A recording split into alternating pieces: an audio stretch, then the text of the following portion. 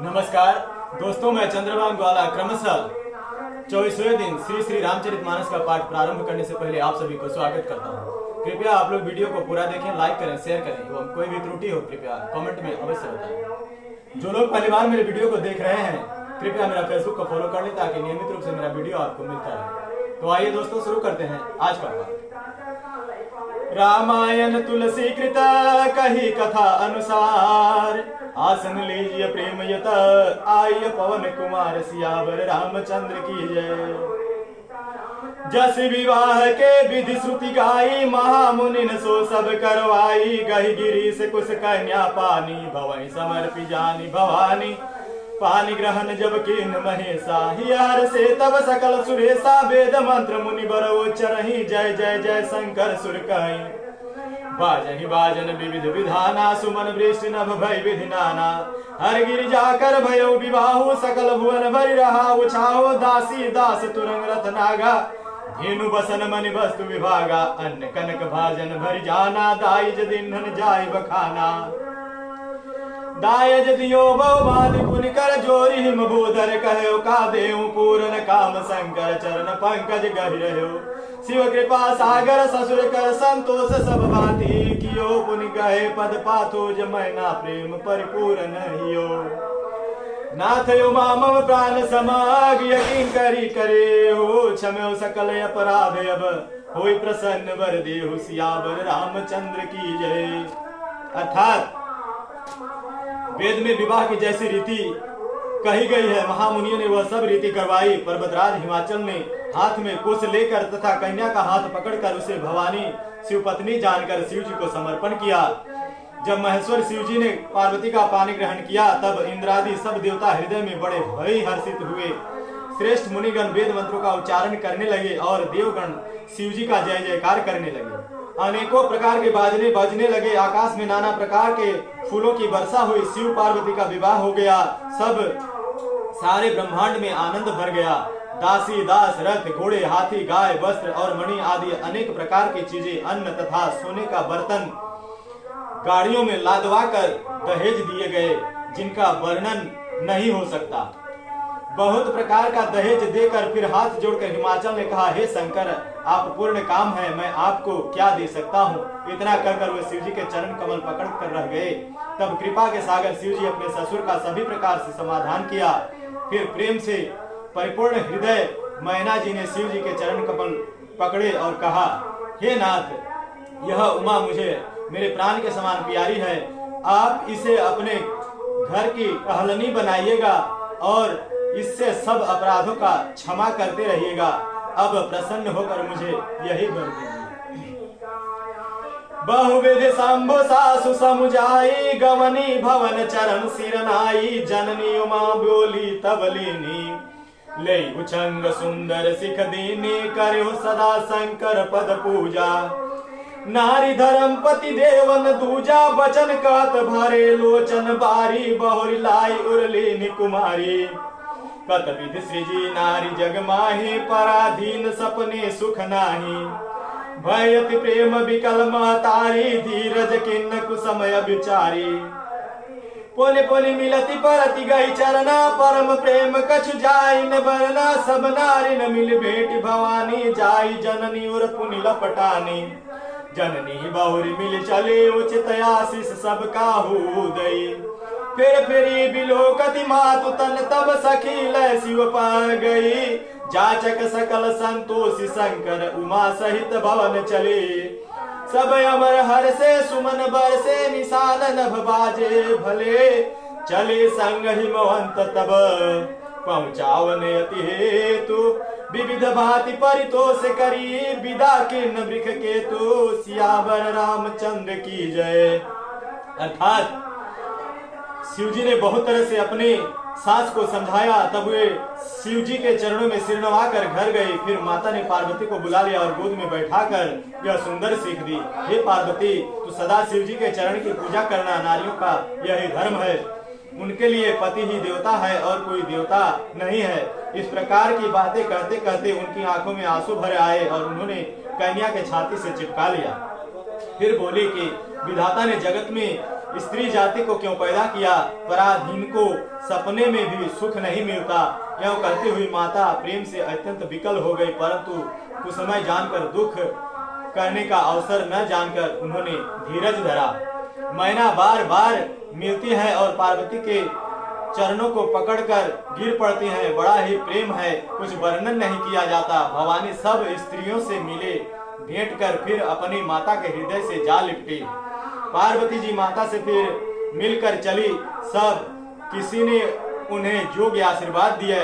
पार्वती जी फिर कर माता की ओर देखती जाती थी। तब सखियां और शिव जी के पास ले गई। महादेव जी सब याचकों को संतुष्ट कर पार्वती जी के साथ घर कैलाश को चले। सब देवता प्रसन्न होकर फूलों की वर्षा करने लगे और आकाश में सुंदर नगाड़े बजने लगे। तब हिमवान अत्यंत प्रेम से शिव जी को पहुंचाने के लिए साथ चले। बृहकेतु शिव जी ने बहुत तरह से उन्हें संतोष कराकर विदा किया। तुरत भवन आए गिरिराई, सकल शैल सर लिए बोलाई। आदर दान विनय बहुमाना, सब कर विदा की नहीं मवाना। जब शंभु कैलाश ही आए, सुर सब निज निज लोक सिधाए। जगत मातु पितु शंभु भवानी, तेहि सिंगारुन कहो बखानी। करहि विविध विधि भोग विलासा, गणन समेत बन बसहि कैलासा। हर गिरिजा बिहार नित नयऊ, एहि विधि विपुल काल चल गयो। तब जन्मे खट बदन कुमारा, तारक असुर समर जहि मारा। आगम निगम प्रसिद्ध पुराना, सन्मुख जन्म सकल जग जाना। जुग जान सन्मुख जन्म कर्म प्रताप पुरुषारथ महा। तेहि हेतु मैं वृख केतु सुत कर चरित संक्षेप कहा। यह उमा शंभु विवाजी, नर नारी कहीं गावहीं। कल्याण काज विवाह मंगल, सर्वदा सुख पावहीं। चरित सिंधु गिरिजा रमना, बीदन पावहीं पार। बरनय तुलसीदास किमी, मति मति मंद गंवार। सियावर रामचंद्र की जय। अर्थात पर्वतराज हिमाचल तुरंत घर आए और उन्होंने सब पर्वतों और सरोवरों को बुलाया। हिमवान ने आदर दान विनय और बहुत सम्मान पूर्वक सबकी विदाई की। जब शिव जी कैलाश पर्वत पर पहुंचे तब सब देवता अपने अपने लोकों को चले गए। तुलसीदास जी कहते हैं कि पार्वती जी और शिव जी जगत के माता पिता हैं, इसलिए उनके श्रृंगार का वर्णन नहीं कर सकता। शिव पार्वती विविध प्रकार के भोग विलास करते हुए गणों सहित कैलाश पर रहने लगे हुए नित्य नए विहार करते थे। इस प्रकार बहुत समय बीत गया। तब 6 मुख वाले पुत्र स्वामी कार्तिक का जन्म हुआ, जिन्होंने बड़े होने पर युद्ध में तारकासुर को मारा। वेद शास्त्र और पुराणों में स्वामी कार्तिक के जन्म की कथा प्रसिद्ध है और सारा जगत उसे जानता है। षडानंद स्वामी कार्तिक के जन्म कर्म प्रताप और महान पुरुषार्थ का सारा जगत जानता है, इसलिए मैंने बृहकेतु शिव जी के पुत्र का चरित्र संक्षेप में ही कहा है। शिव पार्वती के विवाह की इस कथा को जो स्त्री पुरुष कहेंगे और गाएंगे वह कल्याण के कार्य और विवाह आदि मंगल में सदा सुख पाएंगे। गिरिजापति महादेव जी का चरित्र समुद्र के समान अपार है, उसका पार वेद भी नहीं पाते। तब अत्यंत मंद बुद्धि और गंवार तुलसीदास उसका वर्णन कैसे कर सकता है। शंभु चरित सुनि सरस सुहावा, भरद्वाज मुनि अति सुख पावा। बहुलालसा कथा पर बाढ़ी, नयन नीर रुमावल ठाड़ी। प्रेम विवश मुख यावन बानी, दशा देखी हर से मुनि ज्ञानी। अहो धन्य तव जन्म मुनि सा, तुम्हि प्राण प्रिय सम गौरी सा। शिव पद कमल जिन रति नाही, राम हिते सपने हुन सुहाही। बिनु छल विश्वनाथ पद नेहु, राम भगत कर लक्षण ये हो। शिव सम को रघुपति व्रत धारी, बिनु अघ तजी सती यसी नारी। पन कर रघुपति भक्ति दिखाई, को शिव सम राम प्रिय भाई। प्रथम महिमय कै शिव चरिता, बूझा मर्म तुम्हार। सुचि सेवक तुम राम के, रहित समस्त विकार। सियावर रामचंद्र की जय।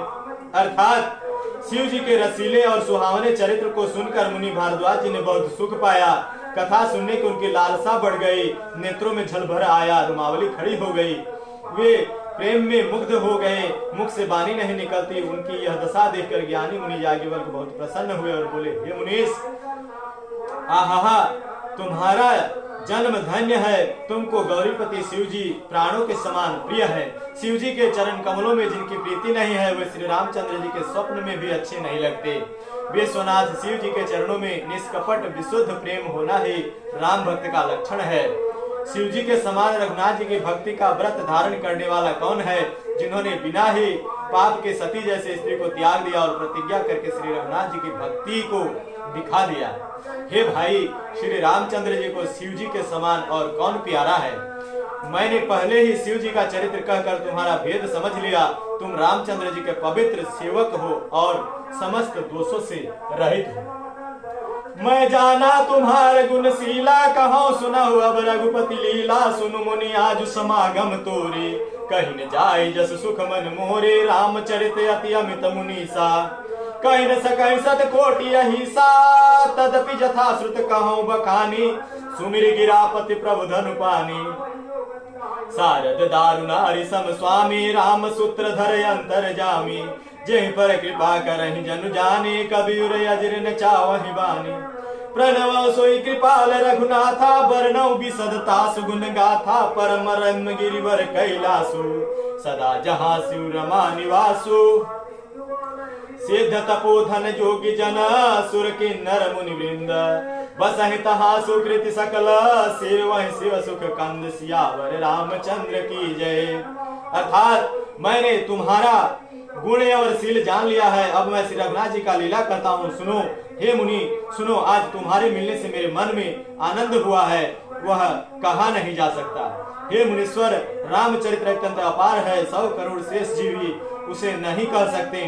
तथापि जैसा मैंने सुना है वैसा वाणी के स्वामी प्रेरक और हाथ में धनुष लिए प्रभु श्री रामचंद्र जी का स्मरण करके कहता हूँ।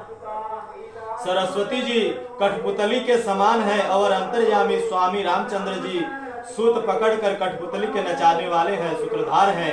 अपना भक्त जानकर जिस कवि पर वे कृपा करते हैं, उसके हृदय रूपी आंगन में सरस्वती जी को वे नचाया करते हैं। उन्हीं कृपालु श्री रघुनाथ जी को मैं प्रणाम करता हूँ और उनके निर्मल गुणों की कथा कहता हूँ। कैलाश पर्वत में श्रेष्ठ और बहुत ही रमणीय है, जहाँ शिव पार्वती जी सदा निवास करते हैं।